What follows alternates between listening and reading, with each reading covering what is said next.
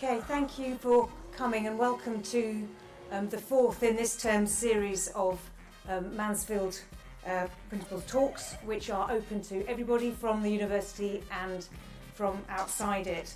And we hope to bring you thoughts about things you might not have thought about before. In the case of Mike McGee, who's the creative director of Framestore, he may show you things that you didn't ever think existed and actually might not exist, except in the figment of his electronic imagination. Mike started Framestore with 4 friends in the 1980s, and it is one of those stories which you find hard to believe happens, but he started from art school, started a visual effects firm, and now Framestore employs about 3,000 people around the world, and they've made the effects for almost every film you've ever heard of. The ones that Mike is personally responsible for, that I'm most personally invested in, are Nanny McPhee, Paddington and Walking with Dinosaurs. So Mike is going to show us how the stories are made with technology and how it's done, and then he's going to take questions. So thank you very much for coming, and thank you, Mike.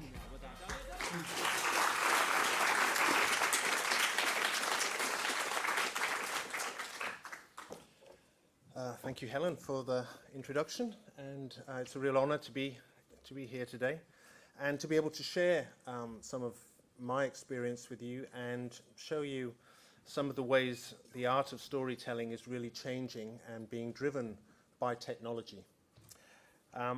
We set up Framestore 32 years ago at the birth of digital, and we've come a long way since then. There were 5 of us started the company. We now have 3,000 employees globally. We have offices in 4 offices in North America. We have an office in Beijing and an office in India. And it's a real global workforce that we employ, and a real mix of skills. We have a real eclectic skill set at Framestore. So we employ mathematicians and physicists, computer scientists and programmers, and we team them up with people like myself, who's trained as a graphic designer. We have fine artists, we have animators, we have writers and directors.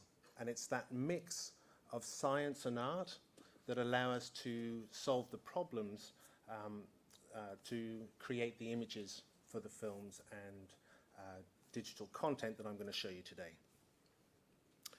We take a lot of risks. Our job is based on taking risks. I don't like to use the word fail, because we think everything we try is a step towards finding a solution for something.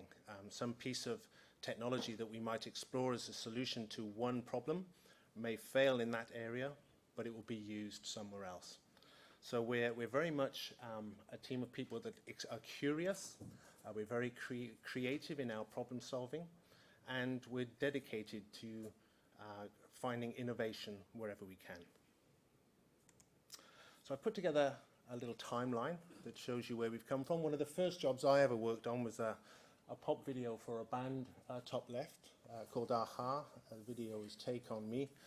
It was the first time animation drawings have been combined with live action. And a series that Helen just mentioned, Walking with Dinosaurs, which is just at the bottom here.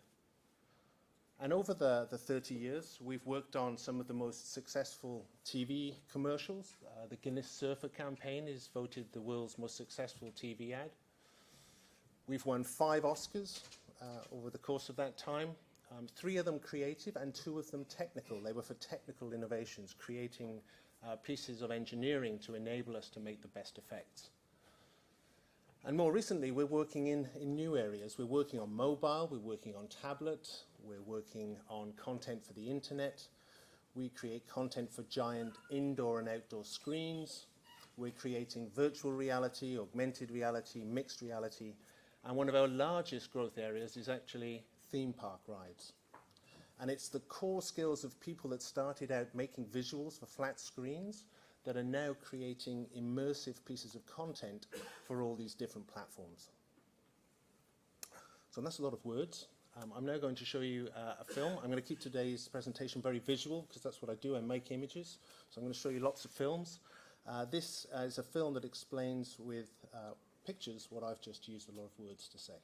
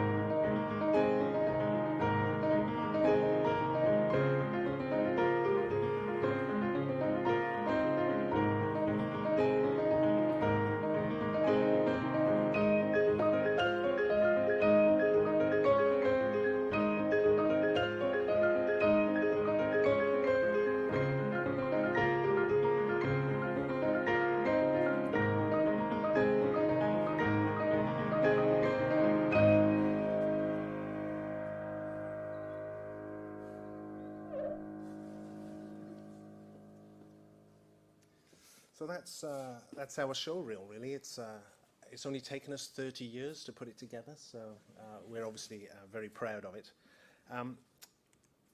One of the seminal moments in our history was a series we made for the BBC. Now, I'm particularly proud of this because not only did I get to travel all around the world shooting the backgrounds, because the BBC wanted to be scientifically accurate when they were making this series. So we had a paleontologist travel with us, advising us on the fauna and flora that should be in every shot. We couldn't have grass because there was no grass in prehistoric times. And literally that was the sort of detail we were going into. Then we had to make the creatures. Jurassic Park, the film, had only just come out. And there's only 6 minutes of animation, dinosaur animation in that movie, if you look at the original Jurassic Park.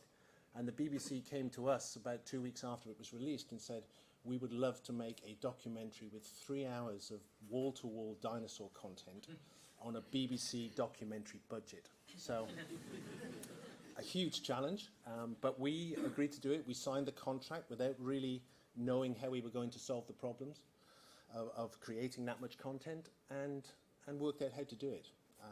Now, it was a lot of ingenuity, a lot of new ways of filming, and a lot of new ways of creating CG, where we could create walk cycles and run cycles that we could allow to breathe and last longer than you would in a normal narrative story. It was a very successful series for us. It won Emmy Awards, it won BAFTAs, and it got us on the cover of Time magazine. And what that did for us was that it gave us a global reputation for creating creatures or characters in the computer. So if anybody wanted to create a realistic looking character, they would approach Framestore. And so on the back of that, we've created the squirrels for Charlie and the Chocolate Factory. We made the hippogriff for the Harry Potter films. We made Dobby. I'm particularly proud of Dobby because not only did we give birth to Dobby, but we also killed him off. And I say I'm proud of that because I think it was the first time I'd ever seen anybody cry over a CG creature. People cared enough about a character that was totally virtual to actually cry. So we made Creature for the Potter films. We made Aslan for the Narnia movies. And of course the lovely, cuddly Paddington Bear. Now, Paddington and a lot of the creatures you've seen before, they're particularly challenging because the hardest thing to do in CG is fur and feathers. They're the two most difficult textures. Fur's difficult because there's a lot of hair on Paddington, and every individual hair has to be animated, especially if he's standing in a breeze or in any interactive environment. And perhaps the only thing harder than fur is wet fur. And that's what we were challenged to do for Paddington. Paddington's in the bath.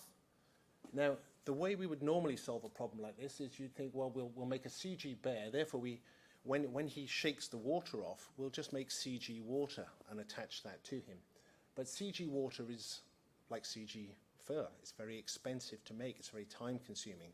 So where possible, we put our minds to whether or not a piece of ingenious thinking could solve the same problem. So for Paddington, in the bath, we developed a piece of high-tech solution that involved a mop and some bath water.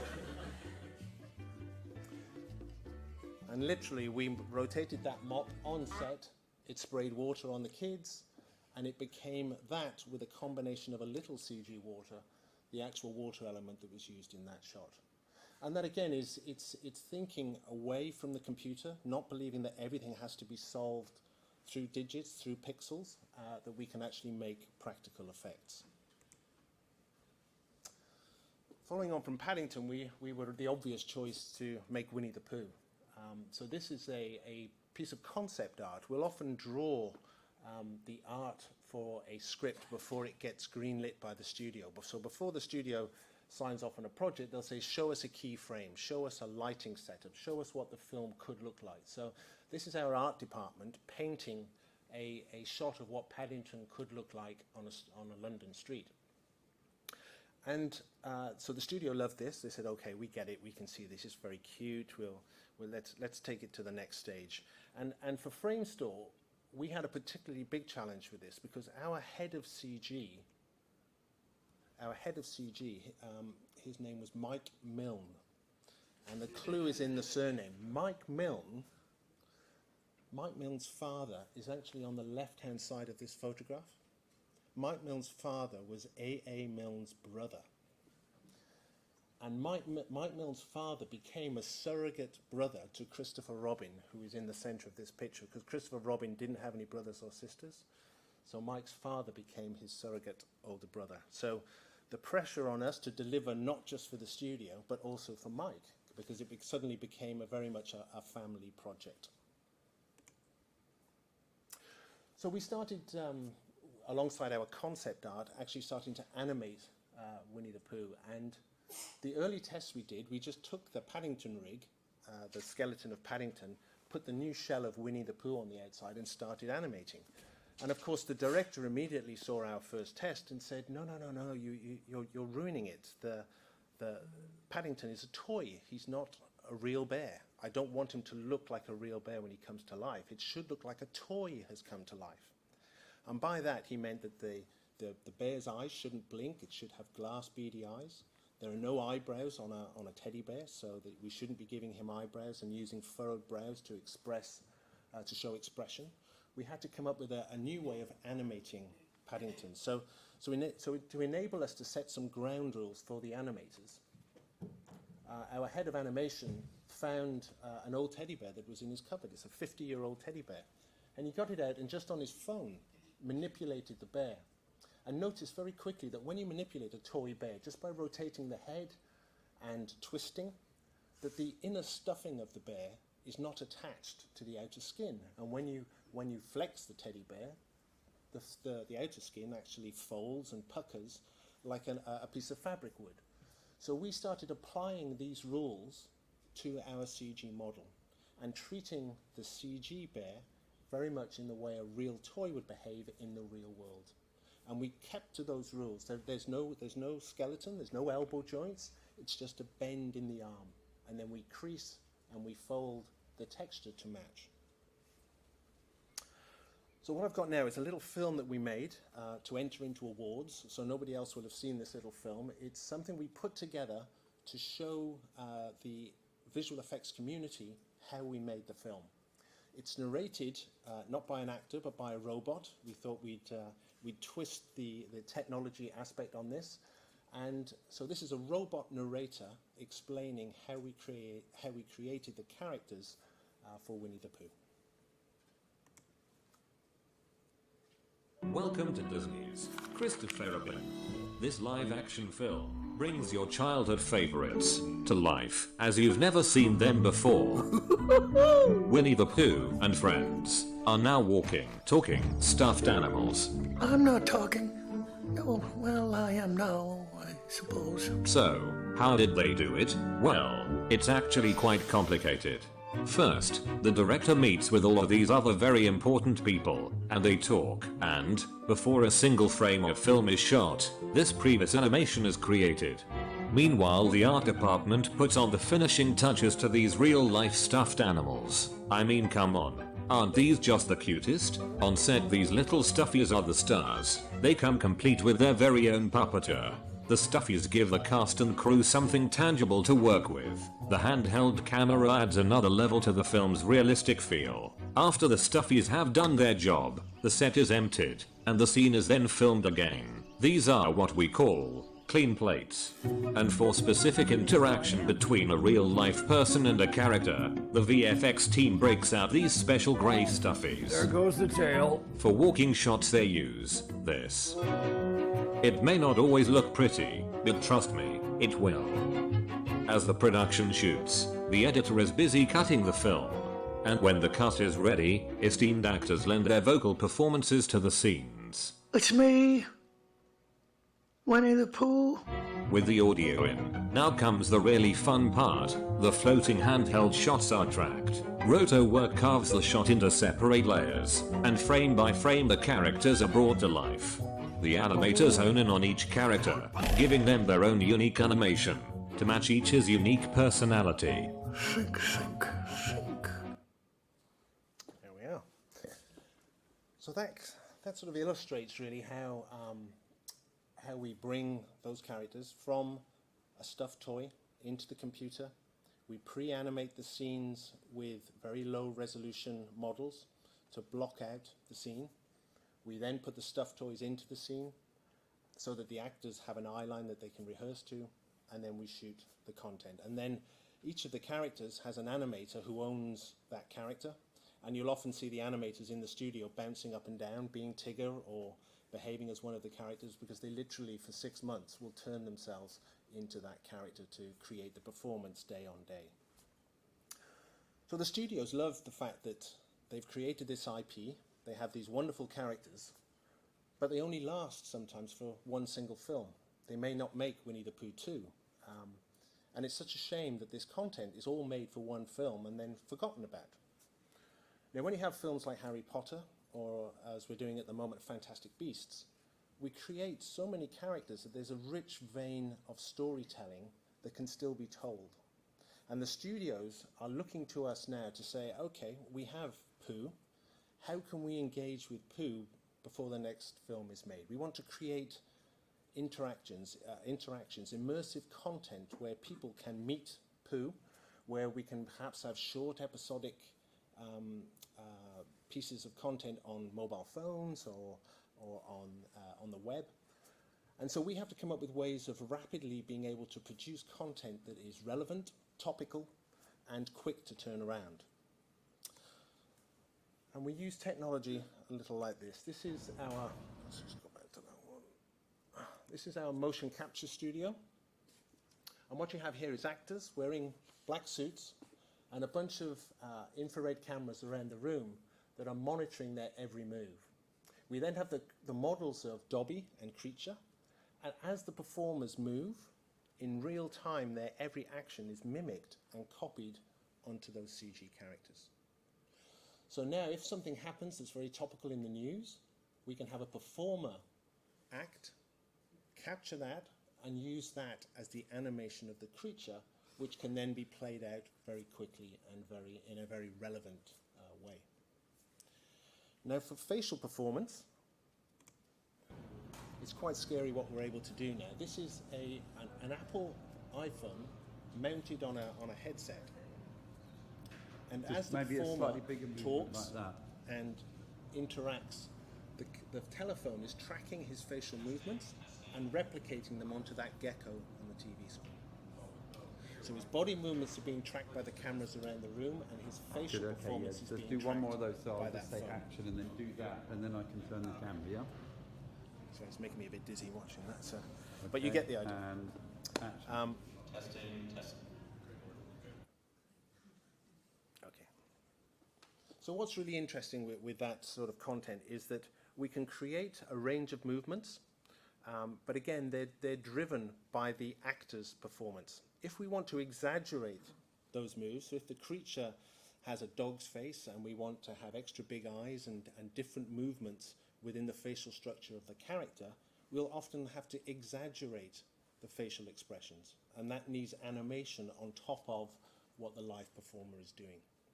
So I've now put together a reel of our characters, some of our most recent characters, and this is all about the performance of the character. We spent a long time making the characters look real. I think we've achieved that now. We know how to make a photoreal character, but how do you draw an emotional performance from that character? How do you make the audience care and cry and laugh along with that character? So when you're watching this next film, look at what it is that's happening in the scenes that draws you in. What's making you feel a connection with that character? And often it's the fact that the animation is dialed down. It might be a slump of the shoulders. It might just be a squinting of the eye. But what is it that's making us connect with these characters?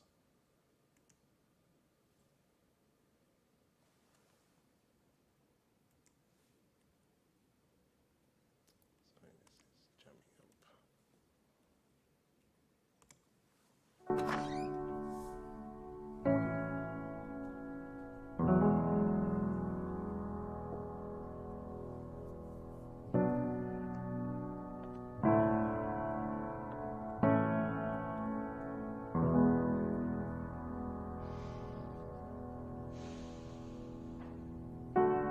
There is a house built out of stone,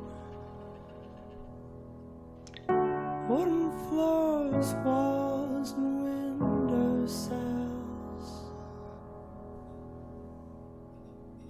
tables and chairs warmed by all of the dust.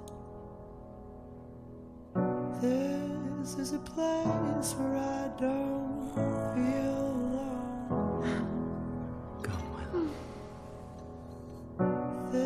this is a place where I feel at home. You're the guy with the case full of monsters, huh? Well, good luck getting back alive.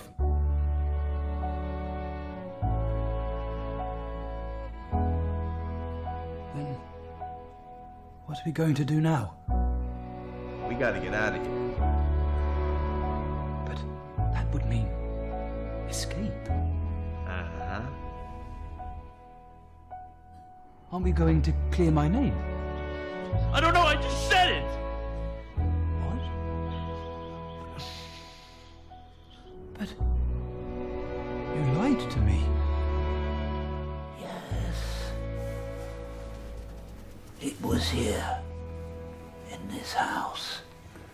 Welcome to your new home.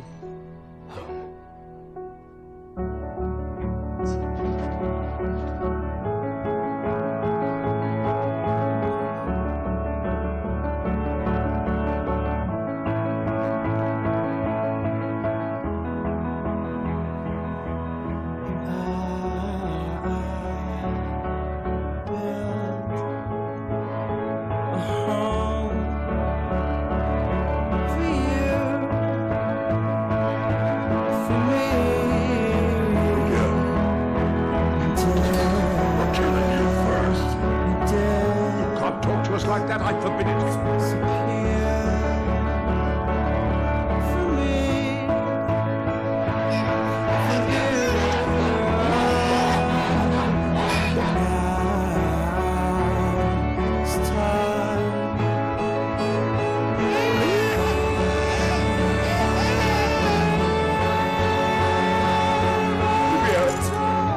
My friend, it was an honor to serve with you.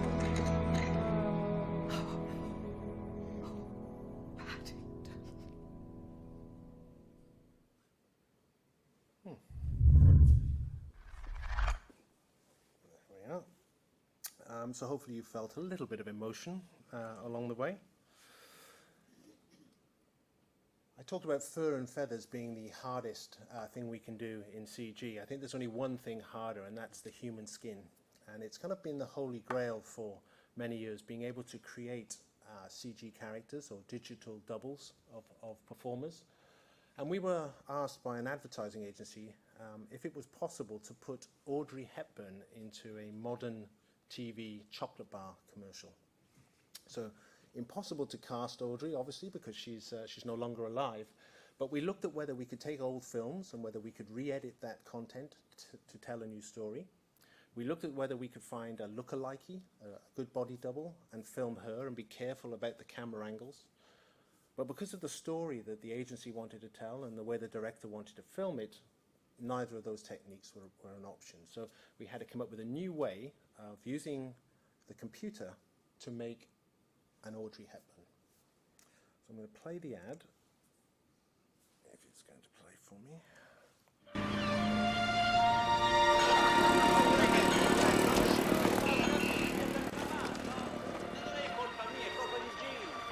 So people often think this is an old film, but it's actually a new, modern. It was modern footage shot for real on the Amalfi Coast in Italy. We've graded it so it looks like old Technicolor, so it looks like old footage. We've added film grain onto the digital footage. We've added film scratches, just to make it have the language of old film.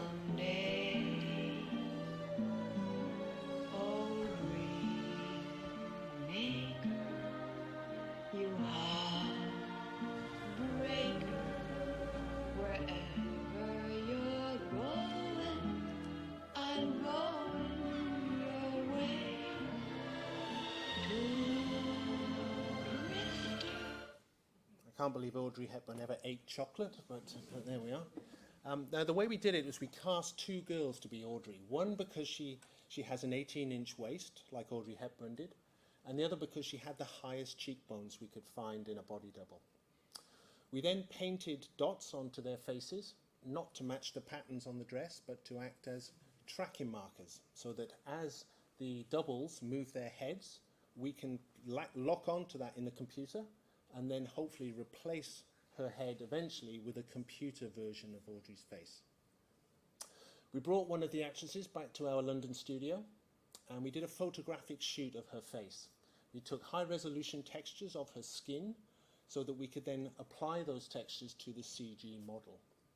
We built a CG version of Audrey's head based on old photographs and old film footage, and then we're able to apply those textures. We got the actress to pull about 60 different facial expressions, and then a team of animators copied those facial expressions onto the CG model.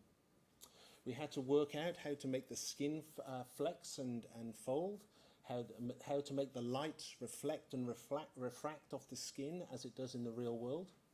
And we thought we might keep the eyes and the lips, because they're the hardest things to do in CG, but the more and more we rendered, the better and better it looked, until what you see in the finished commercial from the neckerchief upwards is a 100% CG head locked onto a moving live-action performer's body. So Hollywood's got really excited now. They think this is great, we can bring any dead actor back to life. And yes, they can, and we'd love to do that film because it will take a long time and be very expensive. However, what it's also created is this thing for actors that are alive today. They can now sell their image rights to films they're going to be in when they're dead today. It has a monetary value. So you imagine George Clooney can sell the next 10 films he's going to make when he's dead, and it has a value of millions and millions of dollars. And so it's also created a legal aspect to it too, that people have to consider how they're going to leave their image rights, especially in the States, to their descendants, because the day they die, there is a tax implication and a tax duty to be paid on those image rights. So people are leaving their image rights in trust for a certain period of time to avoid the tax inheritance.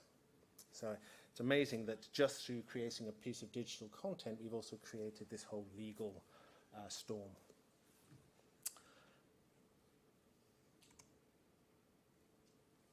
So Gravity.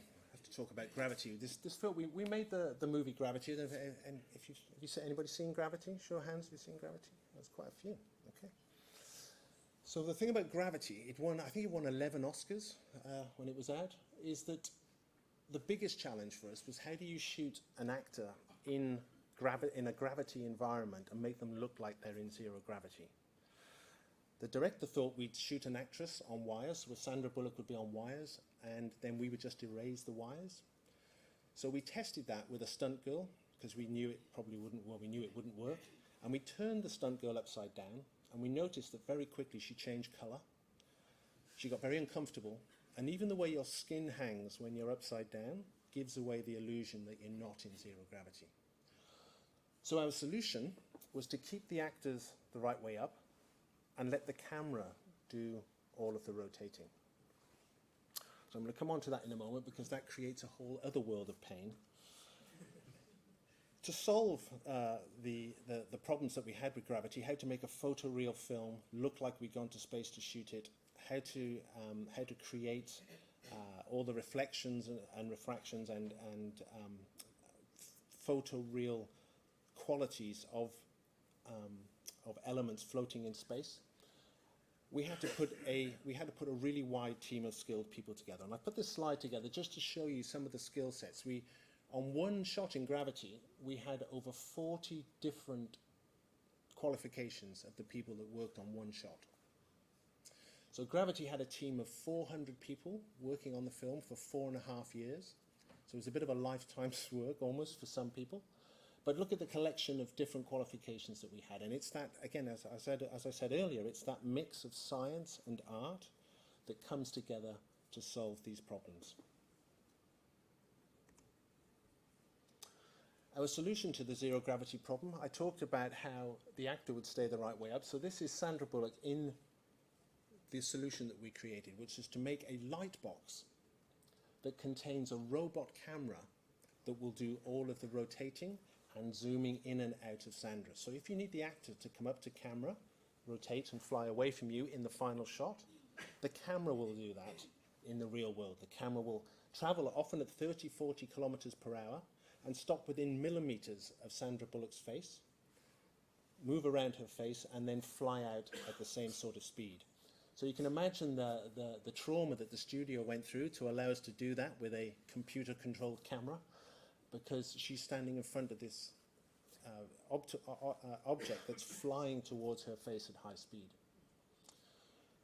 If Sandra was in the room now and we turned her upside down, the ceiling lights that are lighting her head, when she's inverted, would then be lighting her feet. So for the camera to do that rotating, for the illusion to work, we also have to rotate the lights. And studio lights get very hot, they don't like being moved, so we had to come up with a new way of lighting the talent. And we did that through a 360-degree light box. It has a ceiling and a floor and 2 million programmable LED lamps. We then pre-rendered the shots that Sandra was going to go into later in the movie, and we played them as moving photoreal images into the light box. And it gave us the best interactive lighting that's ever been created for cinematography. When an explosion goes off, it only illuminates the side of Sandra's body with the colors of that explosion, and the rest of her body falls off into shadow. She is able to duck and move away from particles and obstacles as they're flying at her.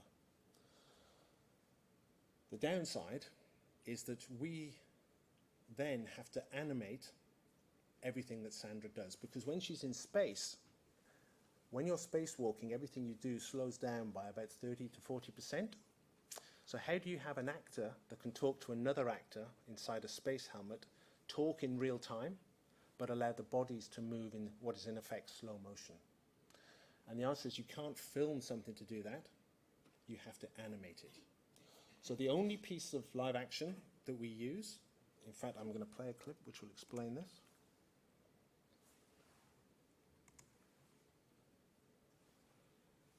Sticky.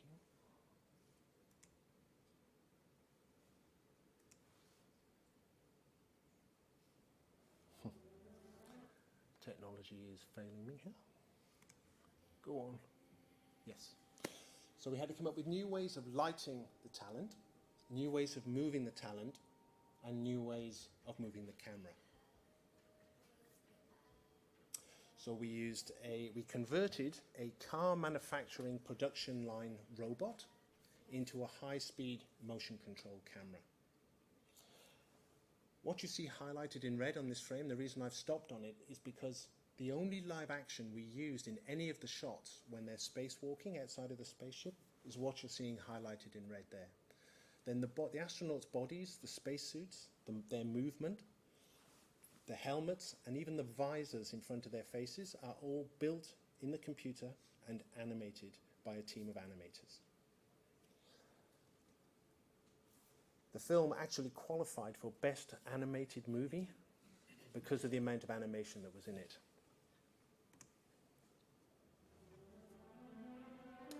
So here's, I've put together this film which shows you some of the behind the scenes. So this is some wire work with Sandra. We start off with her on a wire rig.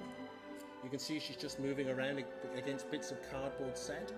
All of that set is replaced with a computer version of the inside of the spaceship. This is a second rig she's on, which is a bicycle seat on a pole-arm. We then have to morph from Sandra on the wires to Sandra on the bicycle seat before we can even put her into the space background. The only live action in this shot is George's head. It's inside that visor. The camera is computer controlled. The motion rig that Sandra is standing inside is computer controlled. And then it's animated, of course.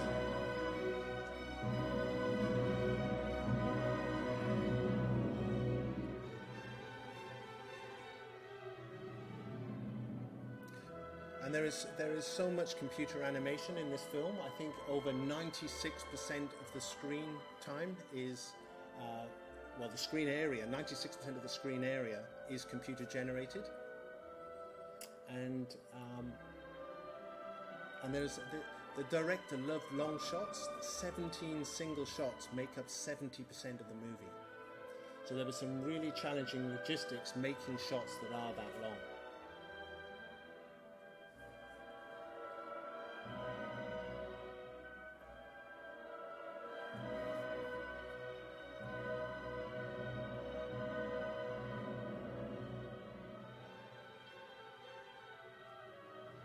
What was really interesting about this was that all our animators are obviously trained to animate in a gravity environment. So we had to get professors in from the Science Museum to teach our animators how to animate for zero gravity. And so you're seeing here not just the animation of the astronauts, but also the animation of particles and of parachutes, all behaving within vacuums and, yes, the true science of space. So a real challenge. And we had to use a lot of computers to process this film. One of our guys calculated that if you wanted gravity rendered on one computer, so imagine if you rendered the whole of the film just on one computer and you wanted it finished today, you'd have had to have started rendering in 5000 BC.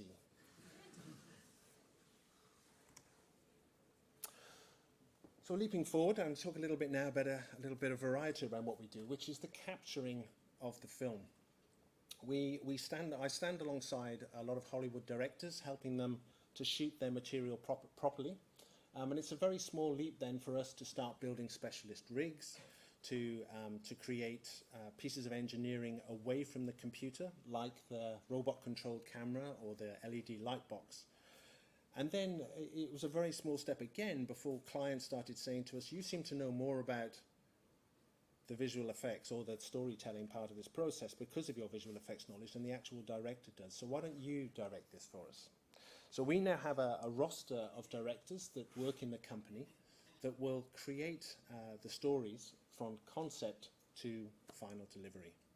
And the next example I'm going to show you is a challenge that I was given, which was, as the makers of Gravity, we would like to advertise Robinson's squash in zero gravity. And the challenge was, one of the methodologies that was used for the filming of Apollo 13 was to go up in an aeroplane to 28,000 feet, build a set inside the plane. The plane will then go into a 40-degree climb, and when it gets to 38,000 feet, it goes into a parabolic arc and then dives.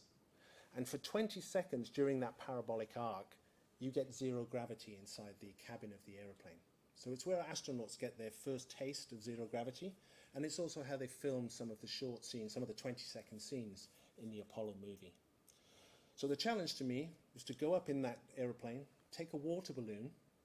When we went weightless, let go of the water balloon, prick it with a pin. Because of the surface tension in zero gravity, the water won't spray everywhere. It should hold together in a mass. To then take the Robinson squash, flip the lid, squirt the juice through the air, have it mix with the water, then take a straw and push the straw into the floating mass of orange squash and drink from it. So this is our film that we made for the web as an attempt to fulfill that challenge.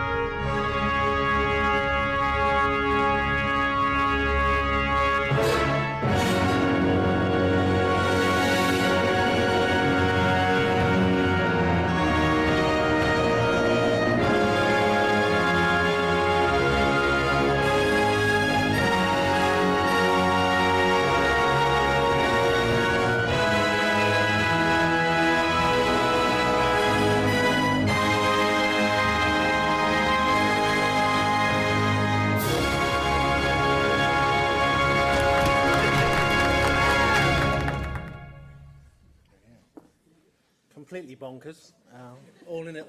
Just another day at the office, really. It's so that's the sort of stuff that we get challenged to do. That film was shot at 120 frames a second, so it looks like everything is balletic and really easy to do. We had 12 goes of that. That is the 12th go, and it wasn't as easy as it looked. I've got here. I'm not going to show you the whole clip of footage I put together of the fails. But here's one example of something that didn't quite work.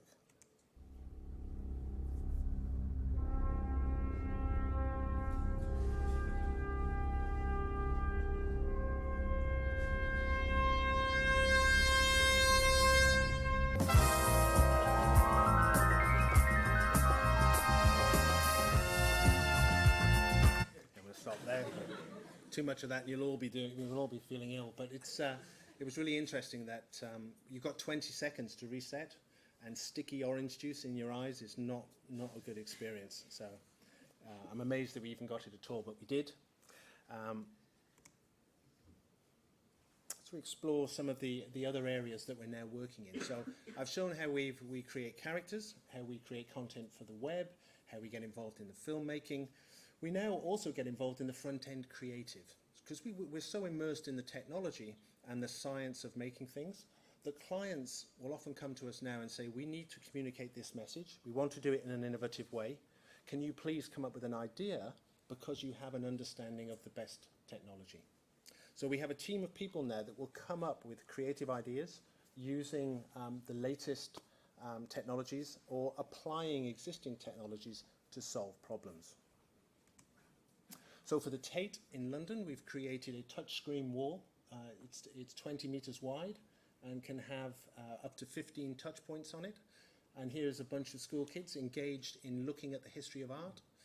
They average about 2 to 3 minutes in the actual gallery, but will stand in front of this screen for 20 minutes, learning and being completely unaware that that's what they're doing. The London Stock Exchange, again, another area I would never have expected us to work. It doesn't have a trading floor anymore, so we have created a digital sculpture that animates throughout the day, is different every day because it's driven by the performance and stock of the stocks and shares on the market. And what you see in green, red and white are the moving share price of individual shares, and they expand and contract depending on their performance. So the sculpture is never the same twice.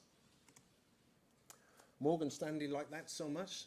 They have a building in Times Square. We've now created this living display that animates, again, their Bloomberg data on the outside of their building. And it's become a tourist attraction. Tourists stand in front of this to have their picture taken. Because the screens are so big, they create such an experience of light and color and animation that people, yes, will do selfies in front of what is a piece of data display.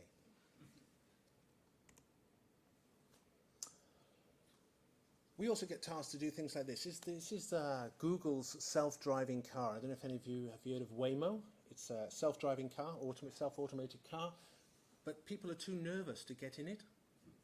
So we would ask, could we make a film that would reassure people about how the car sees and how it behaves?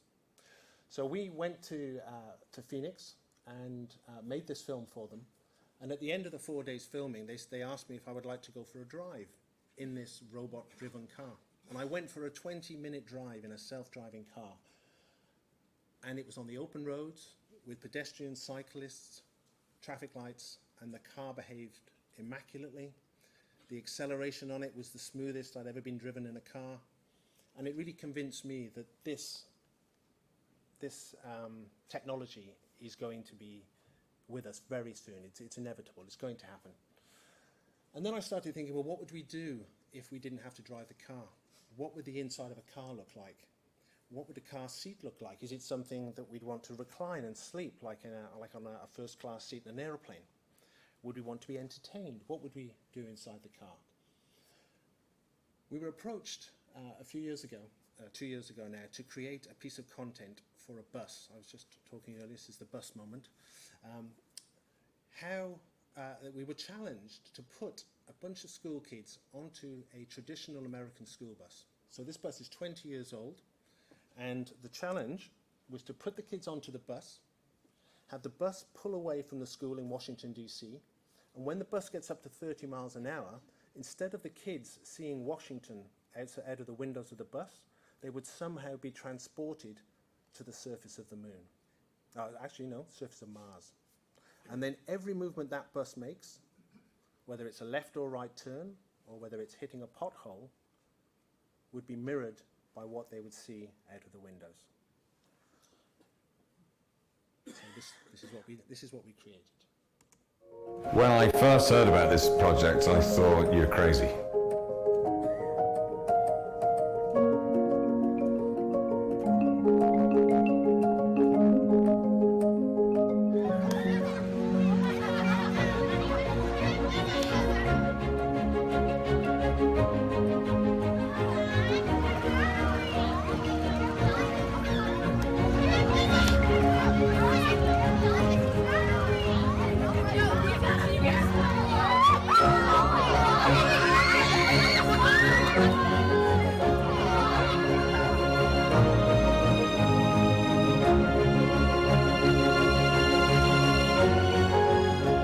Had to invent a way for transparent windows to become high-def displays. We mapped every street in Washington, D.C. on the surface of Mars. So wherever we started the experience, you would start off on that exact same road at that exact same intersection on Mars.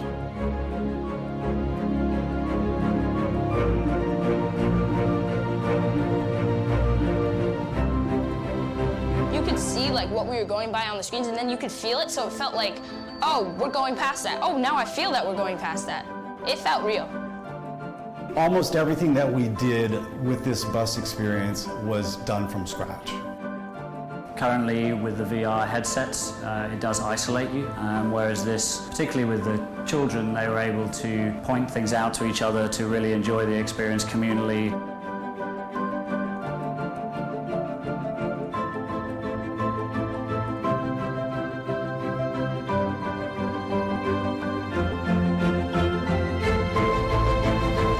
Someone in my generation, someone in school today, could be the first people on Mars.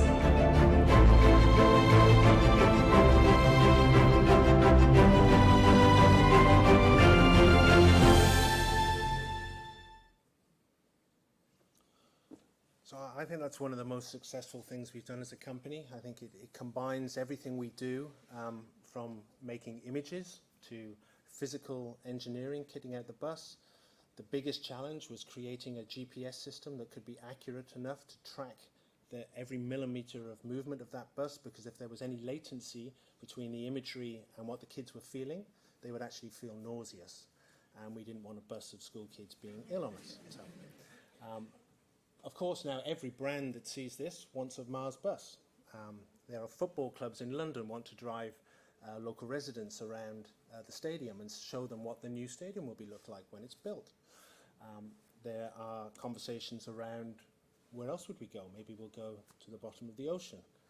Maybe we could actually do a historical trip and go back in time. I love the idea of driving down Oxford Street 100 years ago, and then as you're driving, have all of the buildings outside suddenly build from Victorian era to today.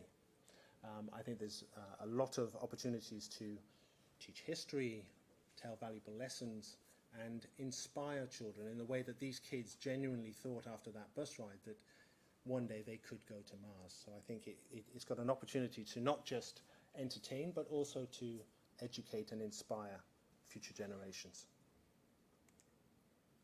I'm going to talk about almost at the end now, if anyone's bums are getting sore on the seats. Partnerships.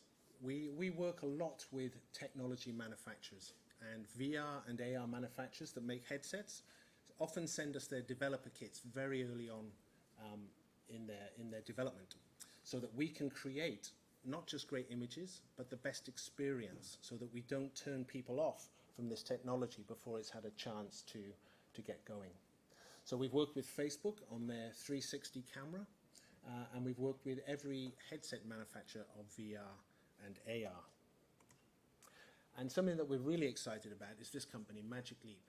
They've created this new headset that treats light in a completely different way to any other VR headset. At the moment, VR headsets are a screen that's lowered in front of your eyes, whereas the way the VR technology works is you look through a pair of glasses, I see everyone in this room, and then the content, the CG content, can be brought into this room with us, but it's done through light that's shone into my eyes through a light beam that's embedded in the headset. And it's it's light going into your eye in the way that normal light would do for us every day.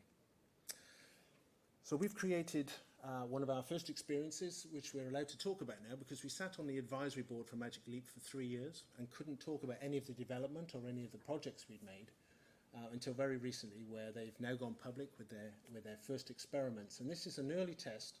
It's a product we've made for Air New Zealand, and I'll play the film and then tell you what we've learned from it.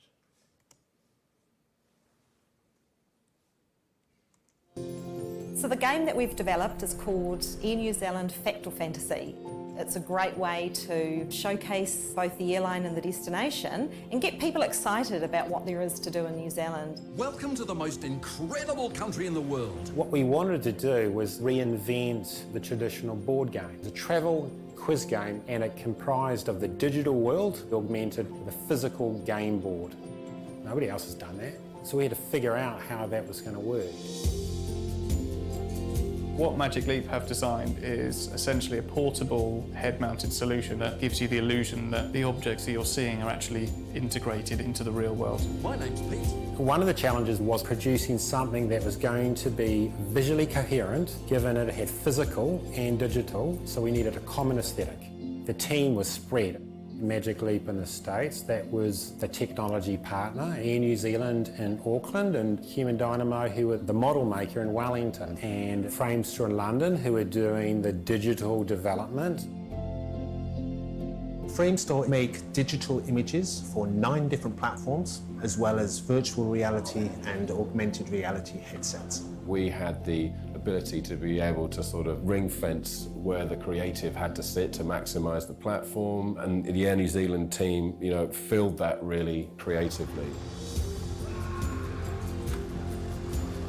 The excitement of doing something that nobody else has done, that just keeps you motivated and it keeps you fired up. Well, this is really just the start for us. At Air New Zealand, we're always curious, we're always looking at new ways of engaging with customers, and that's often through new technology. We're really excited about the opportunity as to where this technology could take us.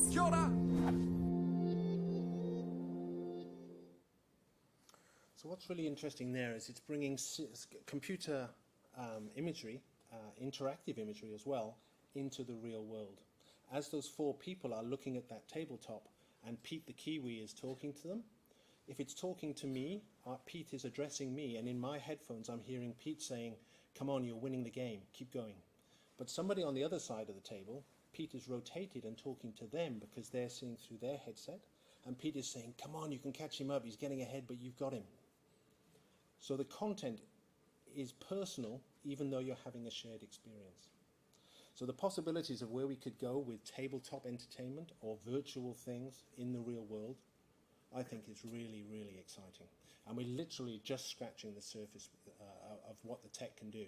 Imagine if you're watching, if we all had the headsets on now and we're watching a piece of film content on the wall, there's no reason why that content has to stay within the parameters of the screen. The content could come out, could happen on the floor out here, could happen above us in the auditorium.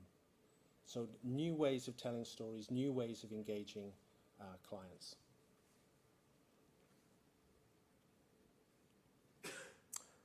So finally, just to finish off now, I've got one last piece to show you. Visual effects are still our core business. This last piece is a piece we made for Apple. We were talking about the Alexa earlier on. Apple have made a version of the Alexa. It's called Apple HomePod. And this is a commercial we've made to show off the HomePod and what it's capable of doing.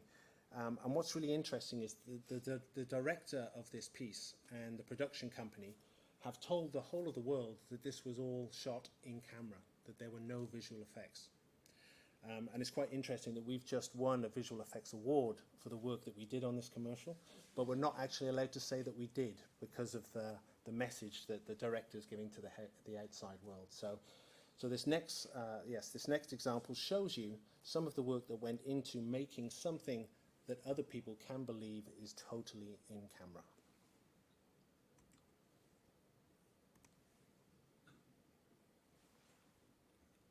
Are we starting?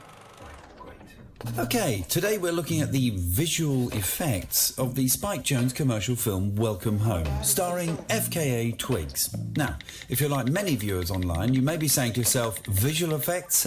I don't see any. In fact, the wave of speculations ranged from 100% Photoshop pen tool all the way to 99.9% in camera to, all caps, doesn't have CGI. Well, as self-respecting visual effects artists, that is quite flattering, but it's not exactly true. What is true is that Spike shot Welcome Home on an incredible shifting apartment set, with moving walls and doors and floors. But translating this incredible set into the final on-screen image required careful planning and collaboration between the director, production designer, director of photography and, wait for it, the visual effects team. Yes, the VFX team used footage from multiple motion-controlled camera passes, some of them at different speeds or frame rates, to stitch together multiple performances as well as moving set pieces, which really happened in real life. into a single photoreal final moving image. The visual effects process on Welcome Home started from the beginning, inventing solutions to bring the storyboards from a black and white sketch to a mind-bending, stretching studio apartment. But planning and piecing together meticulous performances, sets and camera angles shot at different times into one photorealistic moving picture. As artists in the visual effects business, we take pride in making new ideas possible, especially creative, optimistic, inventive ideas like this one. And often it's seen as the highest accolade if our work is completely invisible. And this film is an excellent example. So there we are. I think that's a good place to stop. I like to say to our people that the year that we don't win any awards will be our best year, because that's the year that no one knows that we've actually touched anything. So for now, ladies and gentlemen, thank you very much. Anybody tweets, please tweet for me. My marketing lady will be very happy if I can get a tweet or two. Well, thank you very much, Mike. I've never felt so manipulated in my life, really. Find myself all those scenes that bring tears to your eyes. Did you have any idea that that's what you would be able to do when you started in the 80s? I think technology is. We've always been at the cutting edge of technology. So when people say, "Did you imagine what could happen?" We've always lived at the cutting edge of what's possible, so it's always been an evolution. But where we are today, no, I thought maybe 5 or 6 years ago that we'd peaked, that I'd seen everything, and then suddenly virtual reality and augmented reality suddenly comes along, and now it's thrown everything up in the air. So, no, there are new platforms popping up on a daily basis. Do you worry about how it could be used? Do I worry? No, I get more excited about how it can be used. There are dark ways that any technology can be used, and there are some concerns over some of the VR, because it's not been medically tested. You know, what's it like what's the long-term effect of having a screen a few inches from your eyes? So, some of the content we create with the technology actually has a health warning on it. So we're conscious of telling. Being aware, being socially aware, and being medically aware of what we're doing, but not. No, I don't look on the dark side. And telling good stories. Right, I'm sure there are going to be lots of questions, so I'm going to just throw it out and ask if anyone in the room wants to ask questions. One at the back there. Thank you. Thanks for a fascinating talk. You talked about actors selling their rights after their death. Does that include voice rights, or is that a separate process? Yes, that's a separate process. Yeah. What's interesting is that there are young actors alive now that are having their bodies scanned age 19, 21, 23. In case they have a successful career, and they've got their young image rights preserved. So, but it's also great for actors that have to play a single role, where you have to play a younger version of yourself and an older version of yourself in the same film, that you don't have to go through hours of prosthetics. We can actually help make that happen.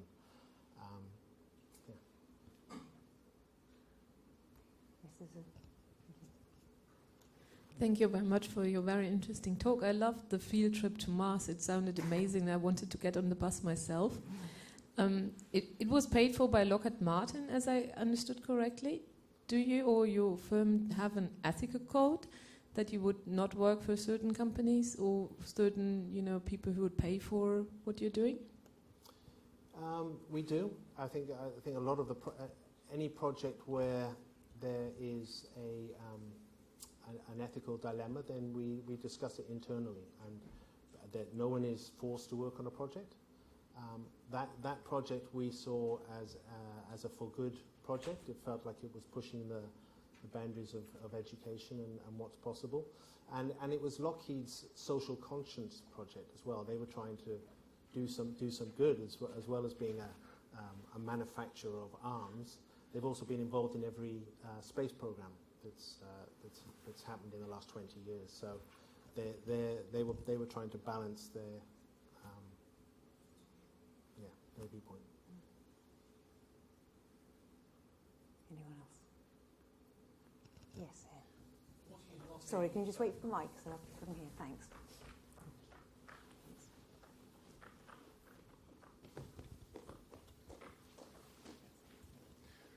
What are you not able to do that you'd like to do at the present time? Not able to do. Okay, so at the moment we are working more and more with real-time technology. So it's being able to get to the results a lot quicker, because at the moment we have to make decisions very early in the creative process and then spend a long time rendering and executing the piece. So Gravity was shot in 12 weeks and then we spent 3.5 years making it. So at the moment we're putting a lot of effort and a lot of R&D into creating real-time processes that speed up the creative process and the decision making and even the execution of the shots. So we may get to a situation very soon where we have to make a decision between the pipeline that we use, the actual production tools, and switch to a whole new pipeline that can render things in real time rather than rendering over time and then comping.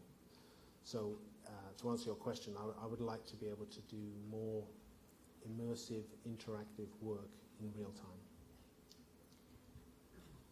How do you know what skills you need on any particular project? You were talking about the different range of skills. I mean, do you think I need a computer scientist or I need an engineer or in any particular case? Well, yes, in the case of Gravity, when we were trying to solve how to do that, how to make that film, we put a range of different skilled people in the room to discuss the problem, and then we came up with several different solutions.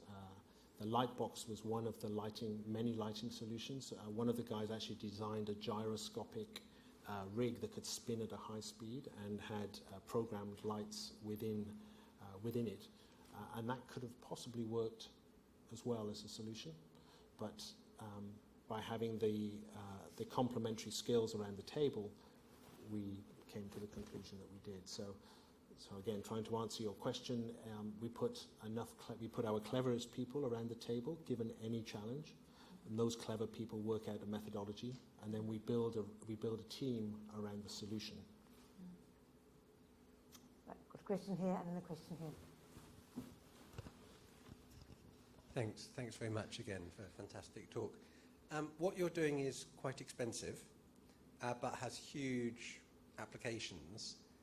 How far off do you think we are till this can be used for simulations for training for firemen or aid workers? I'm an aid worker, or for other things. Where does it get to the affordable stage? That's a great question. The actual, if we're referring to virtual reality and virtual environments, the whole industry really is only 5 years old. We're still at the infancy of technological development and understanding how to tell the best stories with that technology. A lot of it has been driven by the military.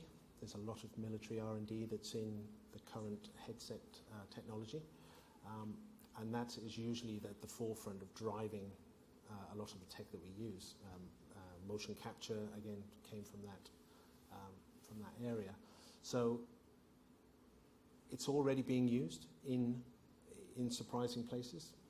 So I'm trying to think now of medical science is using it. So one of the applications that I've seen at Microsoft is teaching anatomy through a human form. I think there was a flash of in one of the clips there, and I've seen that as an example. I can walk up to the dummy.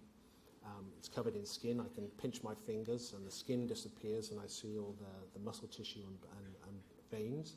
I can turn the muscle off, just see the veins. I can then strip all that away and see the skeleton. Or from the outside of just looking at the human form, I can actually put my head inside the chest cavity and see the heart beating in amongst the other organs.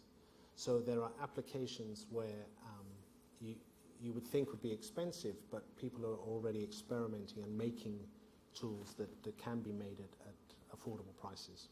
And I think there are lots of brands that are looking to associate themselves with with these types of projects that are happy to fund these as long as their name is next to it. So at the moment, that's how we're funding a lot of the experimental projects, is to use attaching brands to them. But the cost and affordability is dropping all the time. The first VR headset was $500, and then within 18 months, there's a Google Daydream headset now that you can buy at the phone shop, which is much more comfortable, and it costs $80. So the speed at which technology moves on and becomes affordable is exponential. Hi.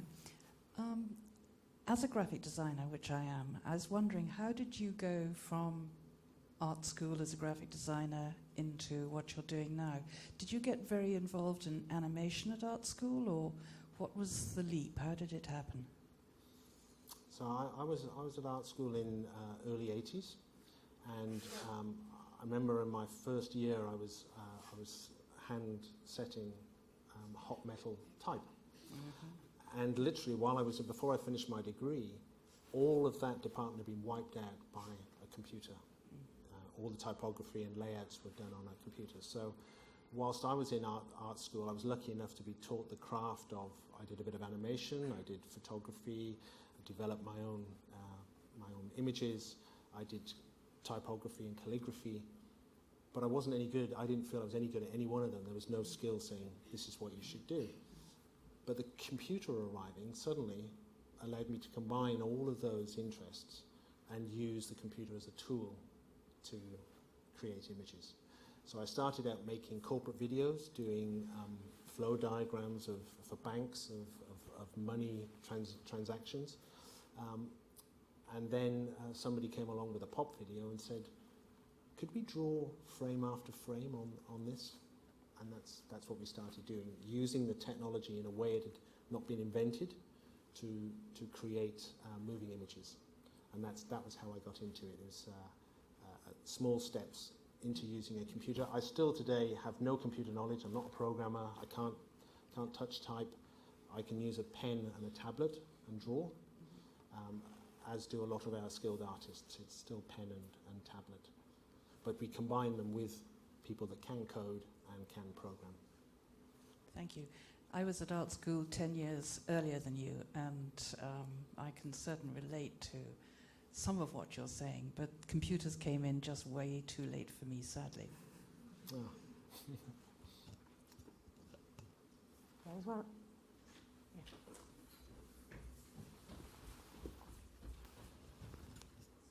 Sorry, I had two questions. So the first one was, how did you come up with the name Framestore? And the second was, do you have any tips or programs that you would recommend for an amateur animation artist? Okay, the name Framestore, literally, the five partners that founded the company just kept arguing over the name. None of us, we all had an idea of what it should be, and so we couldn't agree. So we got an outside person, an outside investor actually, who came up with the name. And I think his thinking was just, there are 25 frames a second, you make lots of frames, and so call yourself a place that stores frames, so Framestore.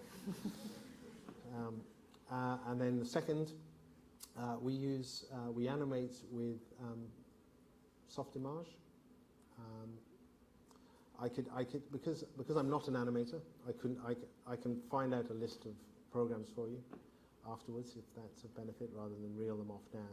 But there's two or three that are the most popular. I'll let you.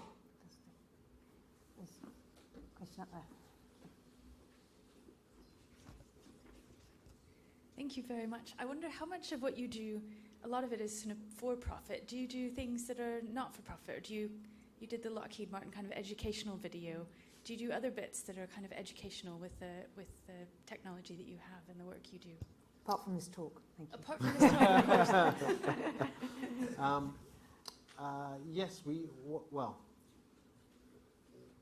take on a certain amount of projects where we can actually give something back. So, but the way we tend to do that is we will work with an up and coming director and do the effects for their film. Or we will work on a project where we will cover costs and then invest our time into the project. And a lot of the projects where we've created something, so we created something for the Science Museum recently, which was to bring or the Natural History Museum, which was to bring the dinosaur bones to life. Now, it was something that we felt we should give back to the science community for the help that we got through making Walking with Dinosaurs. We had the professors from the Natural History Museum come in and teach us about how dinosaurs behaved and how they would have moved and perhaps what the skin textures might have looked like. So what we were able to do in return was to invest our time in creating a virtual reality experience for school children who can now stand on an X in the Natural History Museum. You download an app to your phone, and as you hold your phone up, well, you put your phone inside a piece of Google Cardboard headset, which is printed with Natural History Museum dinosaurs. You then look inside it. We've then recreated the Natural History Museum in photoreal imagery, so the perspective matches where you're standing. And then when you look at the dinosaur bones, they get covered in a layer of muscle tissue, blood vessels and skin, and then the dinosaur, the brachiosaur, comes alive, steps off the podium and does a lap of you, and it comes down and sniffs at you, and you see the children's faces looking at this installation, and it just brings the whole museum experience to life. So that sort of project where, when things like that come in, we have to get involved, and we'll find a way to make it happen. But we have to still pay the bills and the rent, so because it's an expensive business, and a lot of our money is reinvested in getting the latest technology to be able to achieve the effects. So it's a balance. But yes, we do projects for good. And you say you're not afraid. You can get dinosaurs eating kids. Any more? Right, yes, I've got one here, and then one here. You're obviously using a lot of computing technology, rendering. Presumably when you started, it was very specialist. You must have been part of the development and driving the development of the kit. Is it just utility now and you're just renting it in the cloud, or are you still on premise and driving the stuff? So render farm is a really interesting thing. When we were small enough, we had our own we had a mini render farm in-house. Then as we took on more and more projects, we then had to start buying it in because we couldn't fit enough computers within the Soho premises we were in. And in fact, at one point, there wasn't enough power in Soho to power the servers. And we actually built our own substation at one point just to service the computer power. We then started buying our rendering from a huge tower block in Canary Wharf that was just a pure render farms. But then after 12 months, we looked at how much we'd spent on this process and decided that wasn't feasible, and that we would invest again in our own render farm. So we then doubled the size of our existing render farm by taking on more premises in Soho, which is not cheap, but it was still cheaper than the render farm. And then one of our guys had this great idea about maybe we should approach Google. They have an enormous render farm, and they have moments in their day where it's really quiet, when people are sleeping, or certain times of day where they have dips. And could we rent some of their render time? So we approached them, and then we for a long time now, we've been buying render time from people that have enormous servers that are prepared to rent it out. So we do that, and we use the cloud now because it's more of a service.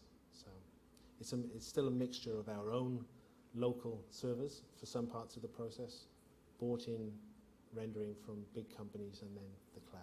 So it's a bit of all. Okay, there's one here, and then Chris.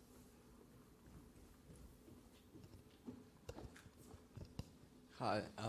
I was just wondering, because you said that people are now actually coming to you to do things in-house, if you'd ever made a film completely in-house or plan to in the future. So we've made a fully animated film, so that was probably the closest we've come to making our own film. But the filmmaking process is so much more than the actual making of the film. It's about the marketing and the distribution of the film. When we made the movie Thunderbirds, I think the movie cost $60 million to make, and then they spent $20 million just marketing it.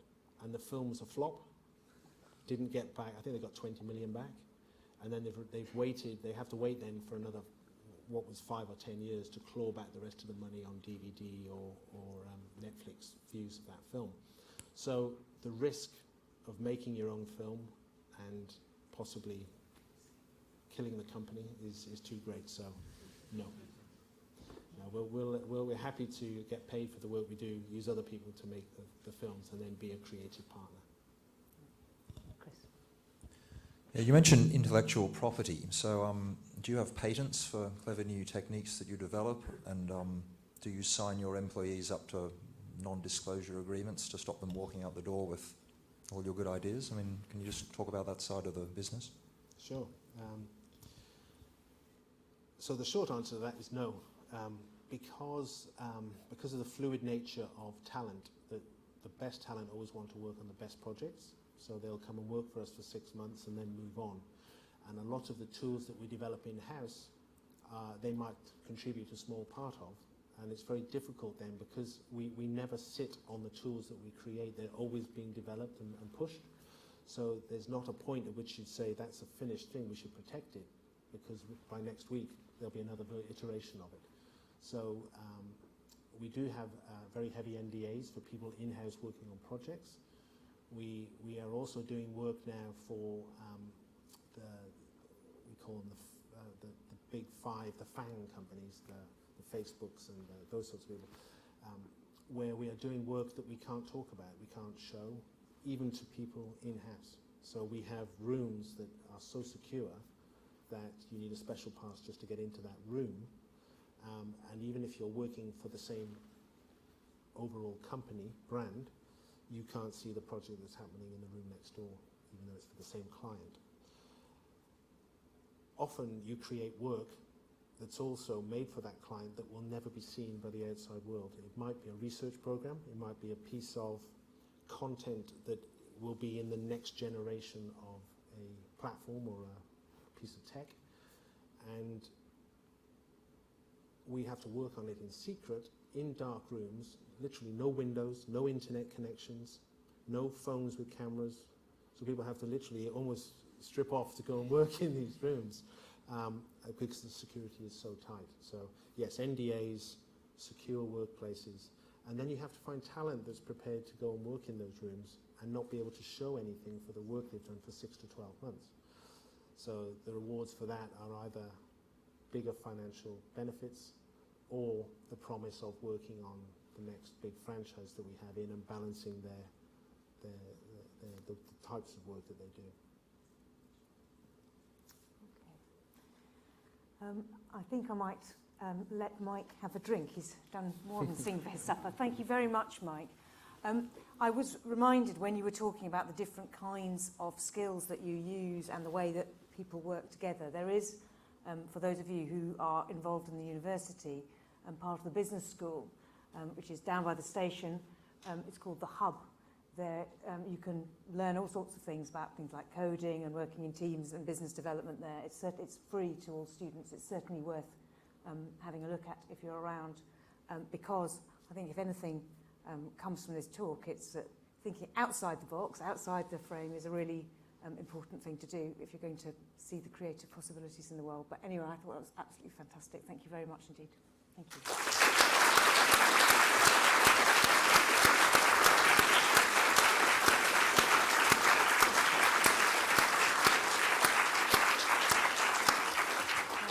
Next week is a week off from these talks, but the week after that we have Hilary Cotton coming, who is a TED talking designer. She was a World Economic Forum Global Leader and UK Designer of the Year, and she's talking about her new book, which is called Radical Help, Designing a Fifth Social Revolution, and how we might rethink the welfare state for the 21st century. She's a fantastic speaker, so do please come along, 1st of March, 5 o'clock. and tell anyone who wants to come. We're here and it's free. Thank you very much. Bye.